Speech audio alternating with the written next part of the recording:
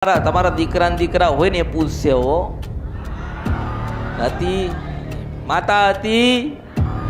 તમે આવી માતા જોઈશ કે આ હતા આવા માતાજી હતા એટલે તમારે બરોબર મારા શબ્દો ગ્રહણ કરીને પછી તમારા સંતાનોના સંતાન થાય એટલે તમારા દીકરા 25 વર્ષના હશે ને તમારી ઉંમર બરોબર 85-90 વર્ષ હશે ને તારે તમને પૂછશે કે હે બાપા હે માં ખરેખર કોઈ કહેતું હતું કે પાવાગઢમાં પગથિયે બેઠી છો